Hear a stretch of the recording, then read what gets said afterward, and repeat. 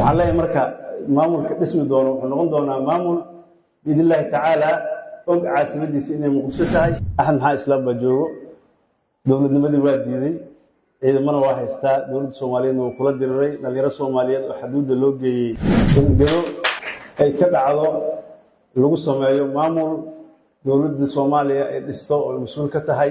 qof kasta oo soomaaliyeed oo reer jubbaland ahna wixii ooga dhex maqnaa oo ka dhex helo madaxda soomaaliyeedna ay u fahanto.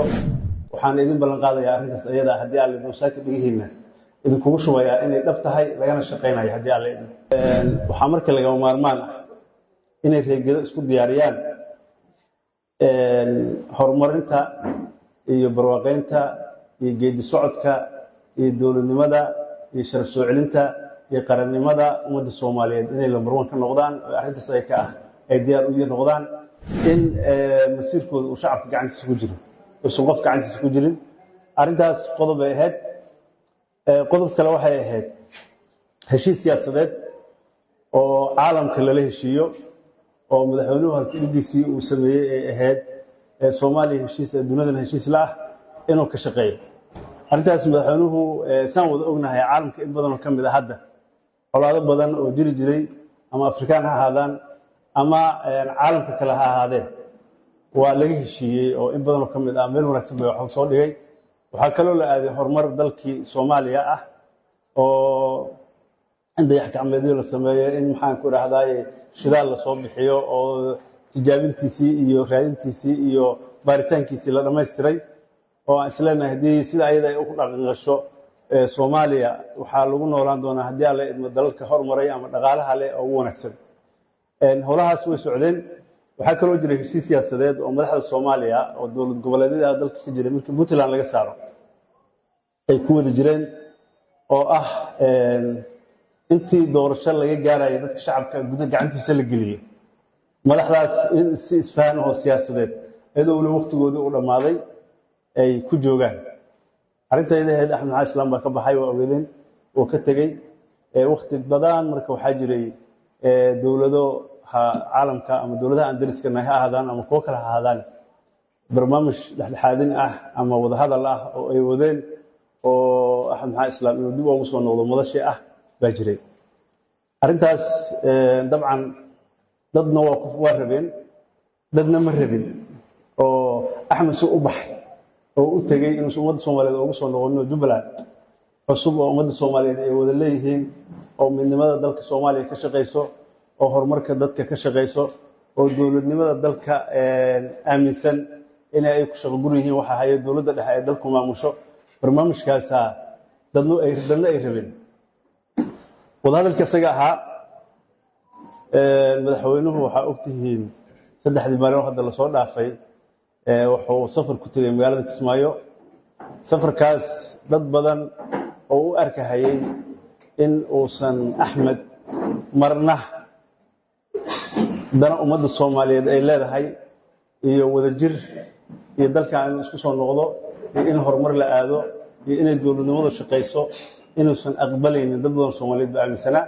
dadna waxay aaminsanaayeen inuu axmed aamini doono qaadan doono ka soo noqon doono waddadii uu aaday u soo noqon doono dowladnimada. dadna saasay aaminsanaayeen. labadaas fikri baa marka inta badan ishaysay.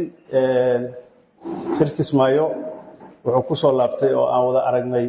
dabcan haddee qof kasta waa xog ogaal oo maanta nool. qofku wuxuusan xog ogaal ahayn inta uu jifo hadduu soo tooso. qof kasta oo Soomaali ah ama caalamka ku nool maanta qofka hadduu soo tooso caalamka meesha uu ku nool yahay meesha ugu sheeso wixii ka dhacay xog ogaal buu ka yahay. wixii markii Kismaayo ka soo dhacay in shirkaas wuxuu ku soo dhamaaday iyo wada hadalkiisii. dabcan dadku qofba qofka kale waa ka dhiga badan yahay xog ogaal baa laga yahay. arrintaas marka hadday saas u dhacday jubbaland 3 gobol waay. waa jubbada dhexe shabaab baa haysto, waa gedo annagu hadda aan joogno bulaxa oo maanta aan ku noolnahay oo saaka waaga noogu baryay ilaahi subxaana watacaala noogu badbaadiyey iyo jubbada hoose.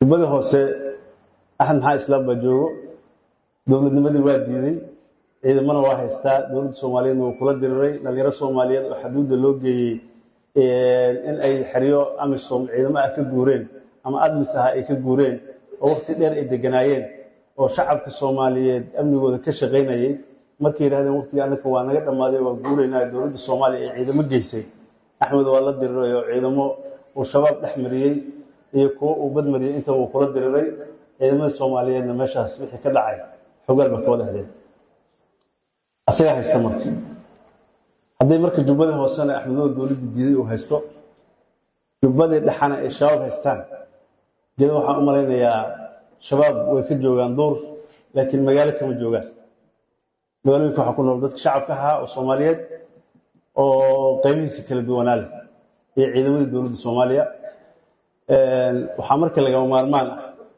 inay reegada isku diyaariyaan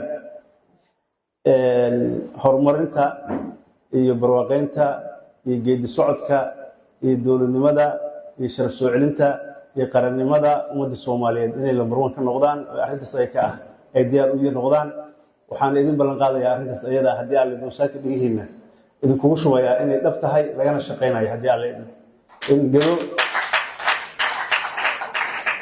ay ka dhacdo lagu sameeyo maamul dawladda Soomaaliya ay dhisto oo mas'uul ka tahay qof kasta oo Soomaaliyeed oo reer Jubbaland ahna wixii uga dhaxmaqnaa oo ka dhaxelo